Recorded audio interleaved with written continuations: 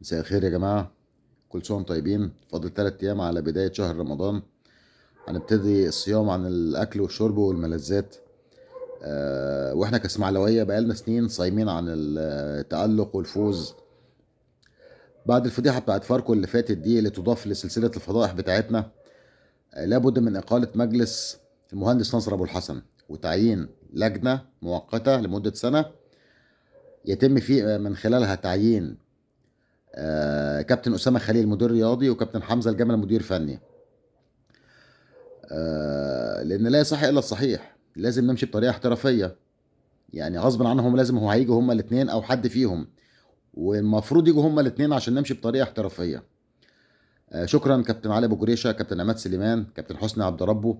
غرقتوا النادي، ناس منكم بطريقه مباشره وناس منكم بطريقه غير مباشره.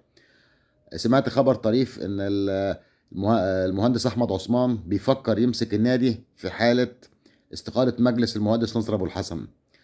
طب ما المهندس يحيى الكومي راجل من رجالة العثمانيين، نصر أبو الحسن رجل من رجال العثمانيين. يعني هم ما بيتحركوش بكلمة إلا بأمر منكم يا عثمانيين.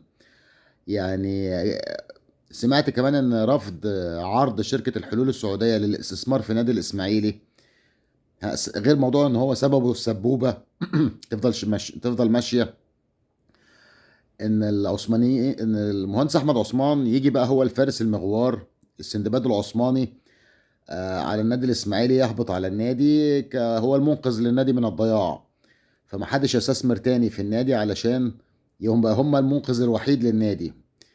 فضيعوا فرصة عمر الاسماعيلي انه يستثمر فيه من شركة سعودية عشان هو يبقى هو المنقذ آلة عثمان. آه، اما نشوف المستقبل هيحصل فيه ايه، وادينا قاعدين وربنا يصلح حال الاسماعيلي. شكرا. السلام عليكم ورحمة الله وبركاته.